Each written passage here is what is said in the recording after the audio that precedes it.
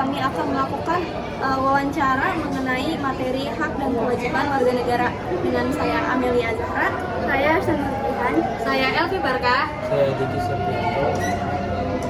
Selamat menyaksikan.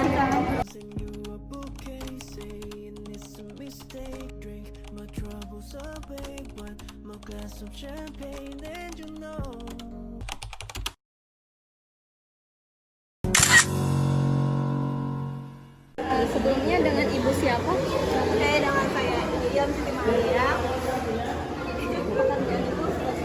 Pekerjaan saya seperti ini ya. Ya seperti ini lah, jadi tenaga kerja.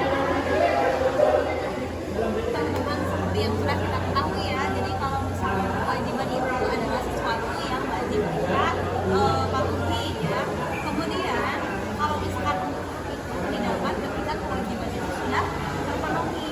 Jadi ketika kewajiban kita sebagai warga negara yang baik adalah menaati undang-undang, kemudian dan lain sebagainya ya, banyak. Nah kemudian kalau untuk hak kita sebagai warga negara itu banyak ya teman-teman, di antaranya ini yang mau dekat kita ya, itu ada hak untuk memilih pemimpin kita ya, itu adalah hak kita sebagai warga negara yang baik. Maka jangan disia-siakan ya, karena hak kita itu untuk memilih itu bisa menentukan beberapa tahun ke depan. Itu adalah dari suatu pertanyaannya adalah bagaimana hak dan kewajiban yang berlaku pada zaman dulu dan apakah ada pelanggaran hak dan kewajiban tersebut. Oke, untuk perbedaan ya antara hak pada zaman dahulu, kalau untuk hak mungkin sama saja ya, hak dan kewajiban sama saja, akan tetapi mungkin karena di setiap zaman itu berbeda ya, jadi artinya ada perubahan, ada inovasi. Setiap inovasi pasti ada yang berubah. Nah contohnya adalah kalau misalkan dulu ada hak manusia itu untuk menyampaikan pendapat ya. Kalau dulu itu kan hanya berbasis kayak verbal aja ya, tapi kalau misalkan untuk yang sekarang itu bisa non verbal, jadi bisa lewat sosial media gitu ya. Contohnya ada undang-undang IIT gitu, undang-undang ITE. Nah itu. Kemudian juga kalau misalkan untuk perbedaan yang sekarang kan lebih canggih ya, jadi banyak apa namanya hak-hak yang baru gitu ya. Seperti dalam kita hak memilih juga bisa offline ya, jadi kalau misalkan begitu kan harus datang ke tempat. Kalau misalkan sekarang itu bisa lewat online. Kemudian apa yang diperbaiki yang perlu diperbaiki dari hak dan kewajiban saat ini. Kalau hak mungkin ya, kalau untuk yang perlu diperbaiki ketika kita apa namanya hak untuk kebebasan gitu ya, kebebasan untuk mengungkapkan pendapat gitu ya. Nah kalau di zaman sekarang kan emang banyak yang kayak di sosial media juga banyak ya, di platform media lain kayak membahas tentang kayak ada pembulian gitu ya. Nah itu adalah suatu hal yang sangat melecehkan gitu ya. Jadi itu yang mungkin yang harus diperbaiki. Nah kalau misalkan untuk kewajiban kita sebagai warga negara masih sama ya, jadi tidak ada perbedaan. Sama Ibu, terima kasih.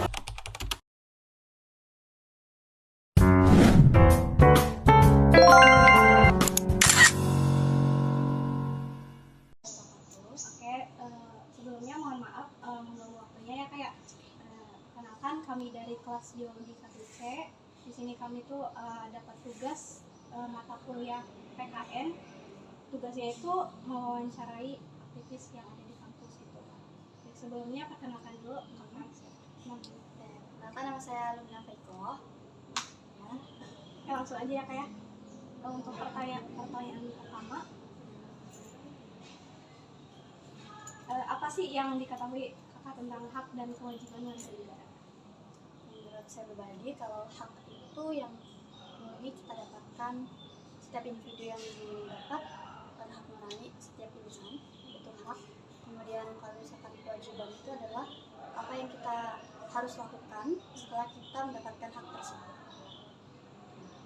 Itu sebagai warga negara. Untuk yang kedua, bagaimana sih hak dan kewajiban yang berlaku pada zaman dulu dan apakah ada pelanggaran hak dan kewajiban tersebut? Kalau dilihat dari zaman dahulu ya, zaman dahulu kan itu kita erat kaitannya dengan Islam. Kalau misalkan kita dilihatnya dari hak dan kewajiban Islam. Kalau misalkan dulu ketika misalkan hak dan kewajiban kita sebagai warga negara, kalau misalkan dilihat dari zaman dahulu, aku nggak tahu lingkupnya zaman dahulunya itu tentang apa gitu ya. Tapi kalau misalkan dari zaman dahulunya tentang keislaman, dalam Islam itu apabila kita mengambil hak orang lain tanpa kita intinya kalau misalkan kita mengambil hak orang lain itu kan merugikan orang lainnya. Mungkin ada hukumannya, misalkan dia mencuri, maka waktu itu hukumannya adalah potong tangan. Kalian tahu kan itu, kalau misalkan mencuri berarti potong tangan. Itu berlaku pada zaman dahulu. Tapi sekarang kalau misalkan dilakukan seperti itu, agaknya banyak manusia yang tangannya hilang ya. Jadi mungkin sekarang diterapkan beberapa perundang-undangan di Indonesia ini, dan di Indonesia juga bukan negara keislaman, tapi negara kesatuan Republik Indonesia. Jadi tidak berlaku lagi syariat-syariat Islam seperti itu. Mungkin hanya berlaku di beberapa wilayah saja, contohnya di Aceh. Aceh itu masih menjunjung tinggi hukuman-hukuman dalam Islam itu kan. Kayak misalkan yang mau potong jari atau potong tangan itu kan mungkin masih berlaku di sana karena syariat Islamnya masih berlaku di sana. Pun kalau misalkan yang saya ketahui sekarang untuk beberapa pelanggaran antara hak dan kewajiban warga negara ya, yang saya ketahui ya itu hanya sesuai dengan yang berlaku pada undang-undang saja. Selanjutnya apa sih yang perlu diperbaiki dari kondisi hak dan kewajiban saat ini? Kalau yang perlu diperbaiki menurutku ya, hak yang kita dapatkan dulu deh sebagai warga negara itu. Apakah kalian semua sudah mendapatkan hak kalian? Hak itu apa sih? Misalkan salah satu contohnya Untuk apa sih mendapatkan contohnya mendapatkan kehidupan yang layak, Iya. pendidikan, pekerjaan yang layak itu juga. Apakah kita semua itu sudah mendapatkan hak tersebut sebelum kita melakukan kewajiban kita? Bukankah setiap individu yang ada di Indonesia itu harus mendapatkan haknya? Maka hak tersebut harus diberikan oleh negara kan kepada warga negaranya. Nah, apakah pemerintah itu sudah bisa untuk memberikan hak-hak kita sebagai warga negara? Kemudian kewajibannya, kalau misalkan kita sudah mendapatkan hak tersebut, misalkan kita sudah mendapatkan hak untuk kehidupan yang layak, kalau kita sudah mendapatkan hak kehidupan yang layak di Indonesia ini, kewajiban yang kita harus lakukan adalah untuk menjaga kehidupan yang layak itu. Misalkan kita sudah mendapatkan nih wilayah yang aman dan tentram, maka kita harus menjaga kelestarian tersebut. Misalnya kita tidak boleh membuang sampah sembarangan agar tidak terjadi banjir. Itu kan merupakan salah satu hal yang harus kita jaga atau kewajiban yang harus kita laksanakan. Kemudian lagi kita sebagai mahasiswa ya, mahasiswa itu kan kita berhak mendapatkan pendidikan. Setelah kita mendapatkan pendidikan, kita apa nih kewajiban kita setelah dapat pendidikan? Ya kita harus membagikan ilmu yang kita dapatkan kepada orang-orang sekitar kita yang kurang mampu.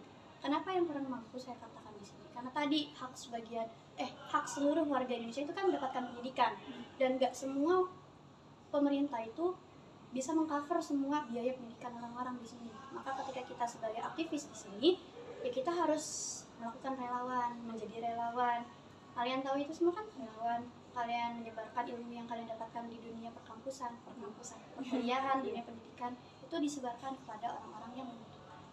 Karena memang semuanya dilindungi oleh negara, tetapi negara itu membutuhkan relawan-relawan yang mau berjuang untuk negara juga. Mungkin itu saja. Oke, Kak, makasih ya atas waktunya, mungkin itu saja.